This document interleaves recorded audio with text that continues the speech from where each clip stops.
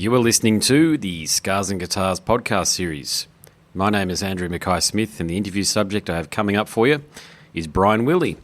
Brian's in an outfit from Connecticut in the United States, of course. The name of the band is Currents, and the reason for the conversation is to promote the 2017 album, The Place I Feel Safest. Let's have a listen to what Brian has to say. Here we go. The new album from Currents is called The Place I Feel Safest, and it is available from June 16th. So what can the listeners expect from the new album? Wow, from the new album, there's a lot going on the new album. Based on the singles, we wanted to still keep it pretty heavy, and just trying to incorporate as many aspects of heavy music as we could. We all like different aspects. We all like different things, and so we kind of wanted to make it something that everybody would be proud of and everybody would want to listen to and have fun with. And so far, yeah, I think we're all satisfied with it, so we're very happy. Yeah, it's phenomenal stuff, mate, and I'm hearing so much going on. And the question that I've now got for you is, who writes the material? How do you guys manage to put everything together? Because as you've already alluded to, mate, there's a whole melting pot there of great influences from heavy metal. Well, our guitar player Chris, he writes pretty much all the instrumentals. The dude's an animal. He writes, it's what he does. He just writes all the time, and then he'll show me stuff that works for Currents, and I'll basically go through and like listen to the songs over and over, play them in the car, write lyrics to them, do the vocals, and then we'll go back and forth with it. Once it comes time to like record and like really nail the songs down, then Jeff goes and he puts his spin on the drums and makes it, extra special. Yeah, great. And look, you mentioned Chris there. That's pretty much how we... No, you're right, mate. Mm-hmm. Well, no, go ahead. Yeah, you mentioned Chris there, your guitarist, and I've got to tell you, I was so impressed with his guitar playing. I'm a musician and a guitarist as well, and look, I can hear influences from Frederick Thorndahl and some Yngwie Malmsteen. So, in your own words, who's inspired and influenced the band? A big part for this album, I would say, a lot of Iljarda, a lot of those real heavy, folly kind of bands was what we were really kind of listening to when we were writing. And then for me, a big inspiration is Architects. I have a Yes. laundry list of all these different people that have inspired me over time, but definitely for this record, I was listening to a lot of Architects. And then Chris listened to a lot of like Humanity's Last Breath, Iljarda, those kind of bands. Yeah, gotcha. And I mentioned a bit of Yngwie there. Do you know if Chris is influenced by a bit of neoclassical metal guitar playing? Yeah, he's very into a band that like he really likes a lot is Dream Theater. Right. And he always looks up to like John Petrucci's guitar playing. Basically, yeah, a lot of that sort of thing. It's hard to speak for him, but yeah, definitely Dream Theater is a big influence for him, and I know that for sure. Yeah, wonderful. And look, mate, I love fresh, new and exciting sounds in heavy metal, and 2017 has certainly offered some great new albums from examples, yourselves, of course, Miss May I, Volumes, and Demure. Mate, what's your view on 2017? Because I feel like it's something of a boon for our great genre. Yeah, no, 2017's been crazy so far. We, Miss May I, we're on the Shadows Inside tour with them, and, we've been listening to the album, we've been hearing the songs every night, and it's fantastic. Amir dropped a great record. I would agree with you. 2017's been like a fantastic year for music so far. Cool. Very little disappointment.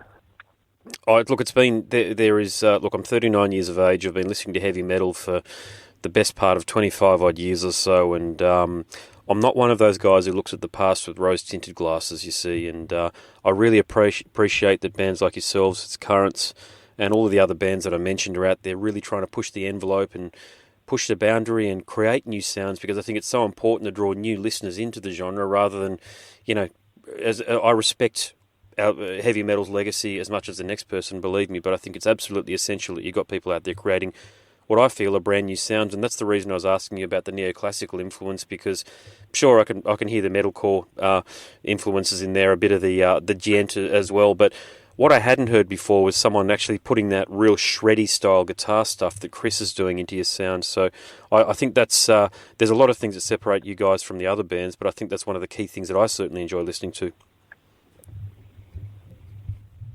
And that's what I'm hoping to get even crazier with guitar. The further along we go, and just keep pushing that envelope and just keep doing, crazier things, I guess. Yeah, sweet. No worries. So, what's your relationship been like with Australian fans and listeners over the years? Oh, with Australia? Yes. Well, we haven't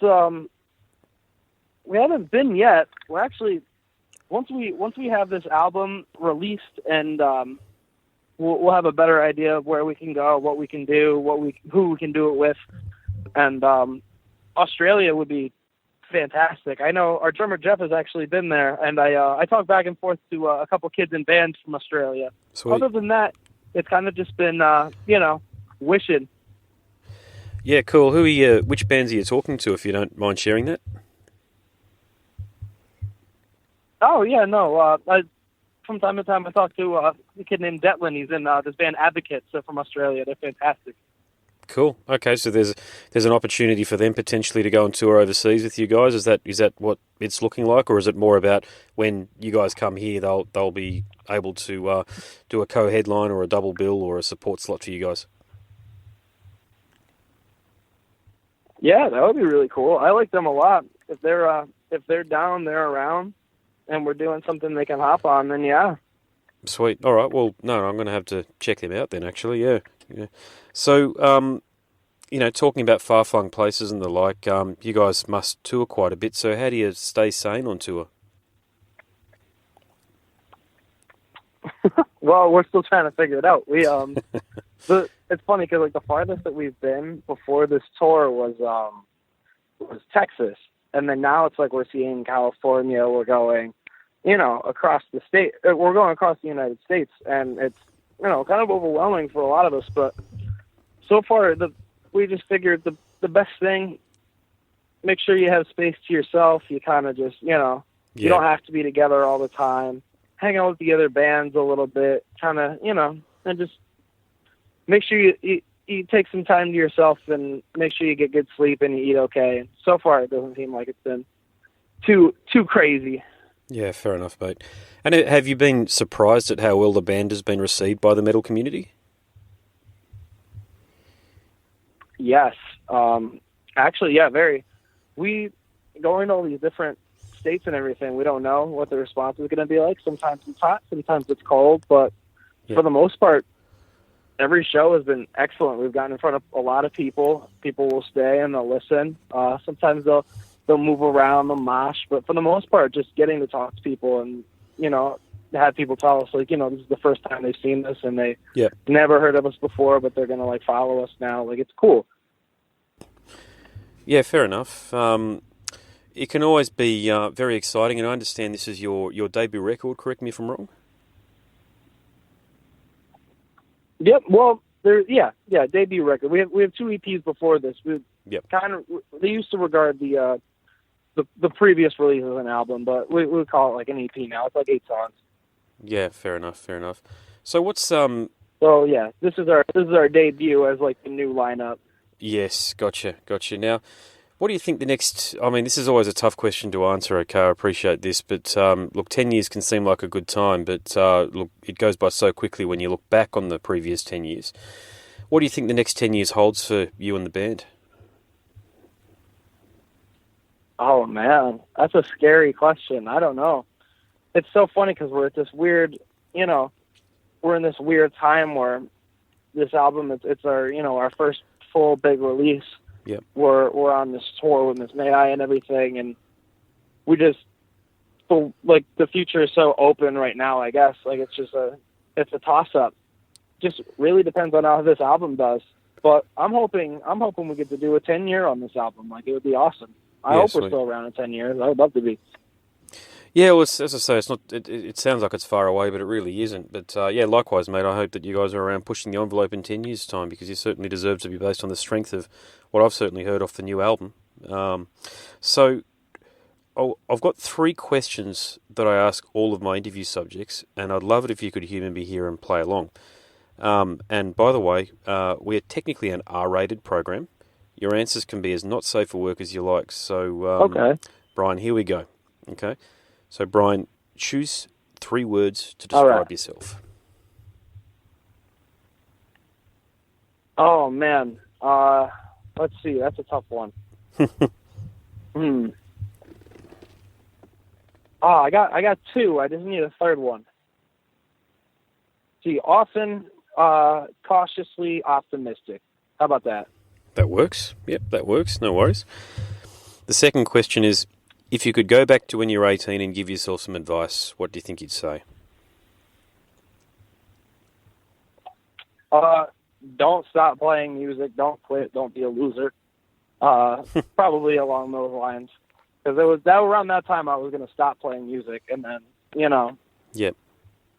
like after school I was thinking about going to college. I was going to run the Marines, and I'm like, oh, I'm so glad I didn't do any of that. Look, most people do more or less give up on their rock and roll dreams when they're about 17 or 18 because, life calls. What was different for you? What made you stick it out and now, or inevitably, as you've done, arrive at a point where you've got success?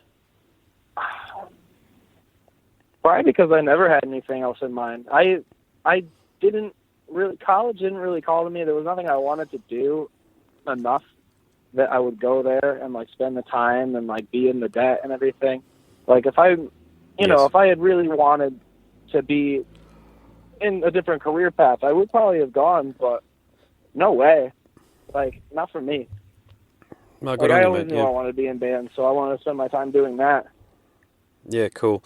Yeah, you do have to have that single-minded focus, don't you? And I think a lot of people who aren't in bands don't really understand that there's a lot of blood, sweat and tears that goes into doing what you do. I was speaking to Heidi from the band Pristine in Norway last night, and she's somebody, sounds like a bit like yourself, who's just made a decision, this is what I'm going to do with my life and this is how it's going to be, and you've just got to do it. You've just really got to, as I like to say, drop the hammer and go.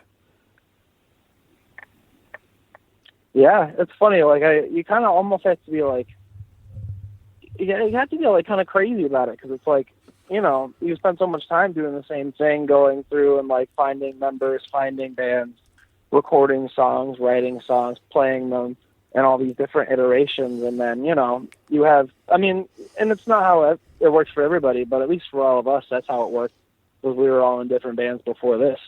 Yeah. And I think it was just that, yeah, exactly, that single-mindedness, knowing that we all wanted to do it. And I know for a fact that if I gave up when I was like, younger, or when I was like, when the time came to maybe go to college, I know that I would be probably still at school or just getting done wishing that I was playing music, Yeah. Yeah. What city or town in the States are you from? I'm from Bethel, which is in Connecticut, which is right by New York. Gotcha. Yeah, and what is it? Is it a large? Like, I'm not familiar with it, to be honest. Is it a large place? And my question would be, the reason I'm asking that question is, what do a lot of people do when they graduate high school in Bethel? Do they go to college, or just go straight into the workforce, or is it a bit of a mixed bag? Well, it splits off. Like, and it also depends on like what group you're in, because we for the most part, a lot of my friends, a lot of them went to school. And then some of them dropped out, and they don't, because they didn't like what they were doing, or they didn't go for good reasons. But typically, people just kind of go to college and try it out. It's a tiny little place. My graduating class probably had like 150 kids in it. Yeah, gotcha. Yep. So you kind of everybody, and you know what they do. Some kids went to college, other kids kind of just they went to tech schools. But out of for the most part, I feel like I remember myself being one of the only ones that didn't go. Or at any point, some people would not go, and then they would go after a little bit. But yeah, gotcha. Yep. yeah, me and only a handful of people didn't go.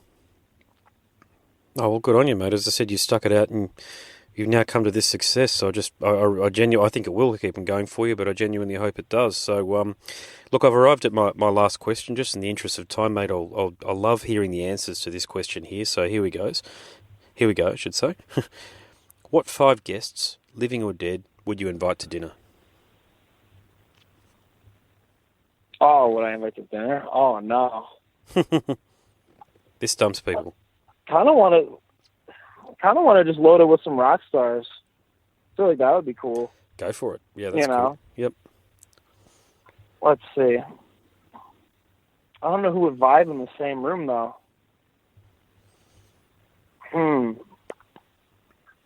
Well, yeah, so let's throw in Jim Morrison. Let's throw in, we'll get Manson. We'll throw Manson in there. Cool.